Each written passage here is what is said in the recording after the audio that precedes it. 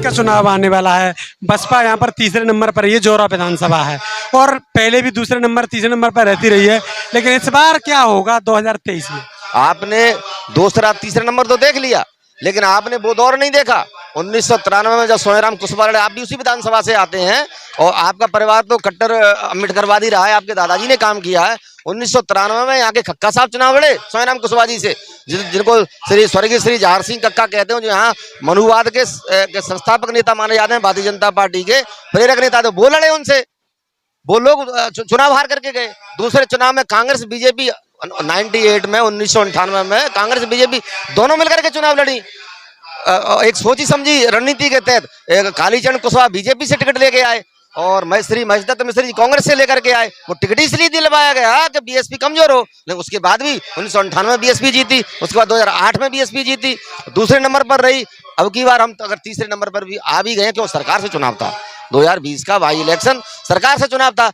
Congress BJP के प्रत्याशियों ने करोड़ों 5-5 10-10 करोड़ रुपए खर्च किया और हमारे प्रत्याशी ने सिर्फ हाथ जोड़ करके वोट मांगा, तब भी 50,000 के लगभग वोट आया। कौन कहता है बहुजन समाज पार्टी कमजोर है? अच्छा, बात करें कि सोनेराम कुशवाहा जी जो लगातार यहाँ पर चुनाव लड़ते आए हैं, 2 बार विधायक बनने के बाद भी, वो पार्टी से चले जाने के बाद वो लगातार पार्टी के खिलाफ चुनाव लड़ते आए और उन्होंने फिर 2020 में जो उपचुनाव था वो लड़ा आगे। तो बीच में अगर पार्टी में ये प्लान था तो फिर ऐसा क्यों किया?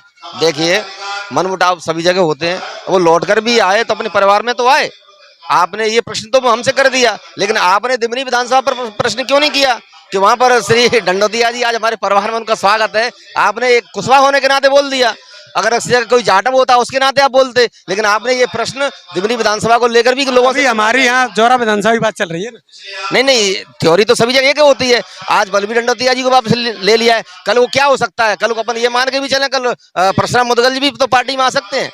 ये समय परिस्थितियों के अनुसार कूटनीति बदलती बिगड़ती रहती है। हो सकता है अभी टिकट आवंटन के समय, चुनाव जब नजदीक आएगा तो कौन कहाँ होगा क्या कह सकते हैं, समय परिस्थितियां। तो बसपा के पास 2 प्रकार के प्रत्याशी हैं, यहाँ पर 3 भी हैं, सिकरवार भी है, धाकड़ भी है और कुशवाहा भी है। कौन मजबूत पक्ष माना जा रहा है? देखिए, ये कार्य करना शीर्ष नेतृत्व का काम है, लेकिन हमारे मत के अनुसार जोरा विधानसभा में कुशवाहा समाज से कैंडिडेट अगर आता है तो बहुजन समाज पार्टी अच्छे मतों से चुनाव जीतेगी, क्यों? कुशवाहा समाज एक विचारधारा से जुड़ा हुआ, 2 बार यहाँ सिटिंग विधायक भी रहे बैकवर्ड से। यहाँ बैकवर्ड प्रत्याशी ताकतवर होगा, बाकी अपर कास्ट का व्यक्ति तो ऑलरेडी एक से ही परेशान हो गए। बरादरी तो एक ही है। भारतीय जनता पार्टी से जो विधायक बने, सारे समाज के लोग वन साइडर होकर के समाज पर अन्याय कर रहे हैं, लोगों की हत्याएं हो रही हैं, घरों पर, खेती जमीनों पर कब्जे हो रहे हैं। आपके गांव के पास में सुजानगढ़ी पड़ता है, वहां पर 2010 के अंदर एक ठाकुर समाज के व्यक्ति ने कब्जा किया जाटो समाज की जमीन पर। ऐसी तमाम घटनाएं हैं। जब एक से ही पीड़ित हैं तो दूसरे को पार्टी ऐसा क्यों करेगी? शीर्ष नेतृत्व सारी बातों को जानता है, हर चीज शीर्ष नेतृत्व के पास पहुंचती है, क्योंकि बहुसंख्यक यहाँ पर ब्राह्मण, क्षत्रिय और कुशवाहा समाज, धाकड़ समाज, ये समथिंग सर्वाधिक वोट तो यहाँ कुशवाहा कम्युनिटी का है।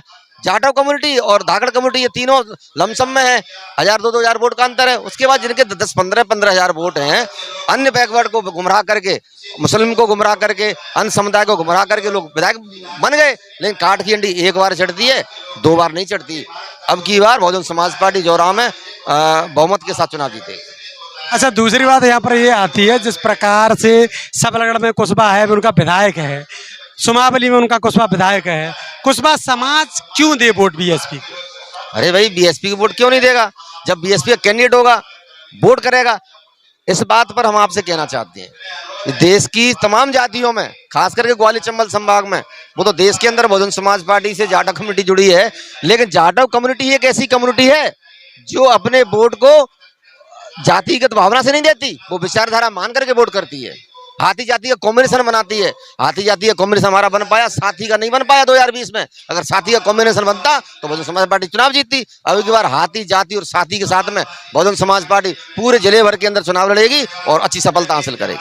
लोगों का ना, एक तरफ पार्टी चुनाव लड़ेगी अपनी बीएसपी, उसके बाद जो दूसरी जो राजनीतिक पार्टी है सरकार लड़ेगी, और यहाँ पर सरकार के बाद जो लोग लड़ने वाले हैं वो सभी धनाढ़ लोग हैं। और धनाढ़ के बाद बसपा का जो प्रत्याशियों का वो धनाढ़ नहीं होता है, वो सिर्फ चुनाव लड़ने लायक होता है। तो ऐसे टक्कर लेना कैसे? अरे, आपने नहीं देखा, माननीय बहन जी ने नारा ही दे दिया, वोटों वाला जीतेगा, नोटों वाला हारेगा। जो मान्यवर साहब कांसीराम जी का नारा चलता था, आज माननीय भाई ने उत्तर प्रदेश से लागू कर दिया है। और आज हम लोग जौरा विधानसभा में कैंपेन कर रहे हैं श्री सोनेराम कुशवाहा जी के साथ में। हमारा कैंपेन ही इसी बात का है कि वोटों वाला जीतेगा, नोटों वाला हारेगा।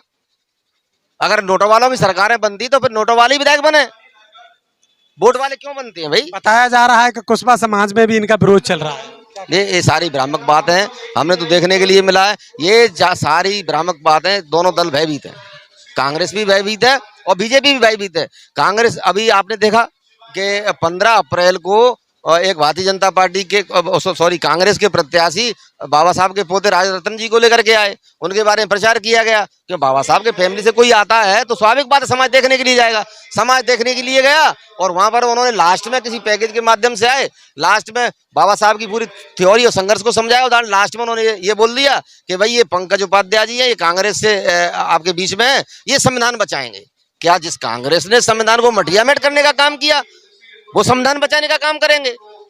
आज यही स्थिति है, लोग भ्रम पैदा करके दलित समाज को तोड़ने का काम कर रहे हैं, ना और कोई काम। उनकी सीधी सीधी सोच है कि ग्वालियर चंबल संभाग में संपूर्ण मध्य प्रदेश में ग्वालियर चंबल संभाग में बहुजन समाज पार्टी, उधर विंध्य प्रदेश में और यहाँ पर जो ग्वालियर चंबल संभाग है, खासकर जौरा विधानसभा है, सबलगढ़ है, यहाँ पर डॉक्टर पीपी चौधरी साहब के संघर्ष की माटी है, उनका त्याग बलिदान है। यहाँ पर इस त्याग बलिदान के कारण यहाँ पर जाटव समाज बिकने वाला समाज नहीं है, टिकने वाला समाज है। अब की बार उनको ईंट का जवाब पत्थर से दिया जाएगा। मध्य प्रदेश में बसपा के पास कितनी सीट निकलने लायक?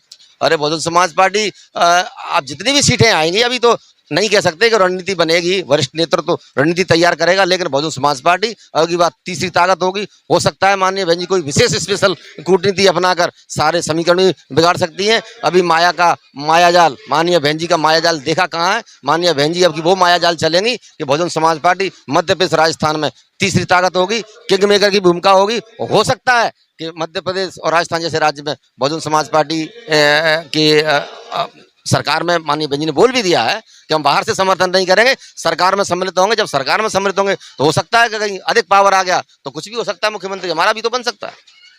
आप बहन जी की थ्योरी से वाकिफ है कि बहन जी फिर जब स्टेप लेती हैं तो फिर अपनी बात मनवा के दम लेती हैं। चलिए, तो हमारे साथ जुड़े थे बसपा समर्थक नंदलाल खरे, जिन्होंने तमाम विस्तार से बातें राजनीतिक और सामाजिक जो होती है उन्होंने रखी हैं। तो देखते रहिए वायरल एक्सप्रेस।